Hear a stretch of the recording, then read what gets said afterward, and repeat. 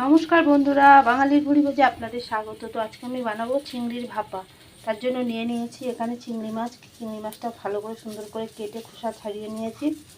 এখানে আছে পোস্ত, সাদা কালো সর্ষে, কাজু, আর এখানে আছে কাঁচা লঙ্কা। তো আগে আমি এটার একটা পেস্ট বানিয়ে নেব। সর্ষে আমি চিংড়ি মাছটা নিয়ে নিয়েছি, এই যে, আর মশলাটা এই যে পেস্ট করে নিয়েছি। পেস্টটা আমি এর মধ্যে দিয়ে দেবো।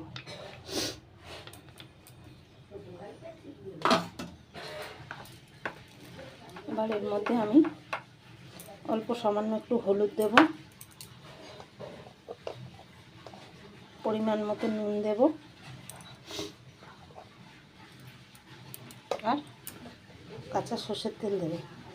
দিয়ে আমি এটাকে ভালো করে মাখিয়ে নেব। এটা এরকম সুন্দর করে মাখিয়ে নিতে হবে।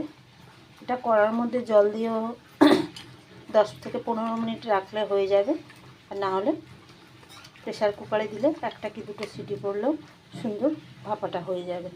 তো আমার এটা সুন্দর করে মাখানো হয়ে গিয়েছে।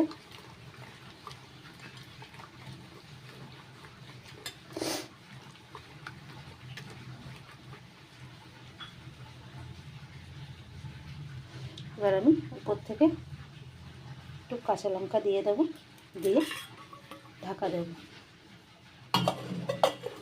আমি এটা প্রেসার কুকারে দেব, হওয়ার পরে দেখাবো এটা কেমন হয়েছে। দেখুন আমার চিংড়ি মাছের ভাপা কিন্তু হয়ে গেছে। তো এরকম নর্মাল বানালে কীভাবে খেতে কিন্তু দারুণ হয় গরম ভাতের সাথে। যারা খেতে পছন্দ করেন তারা আরামসে এক থালা ভাত খেয়ে নিতে পারবেন। তো রেসিপিটা যদি ভালো লাগে লাইক, কমেন্ট, শেয়ার, সাবস্ক্রাইব করবেন। চলুন পরের ভিডিওতে আবার দেখা হবে।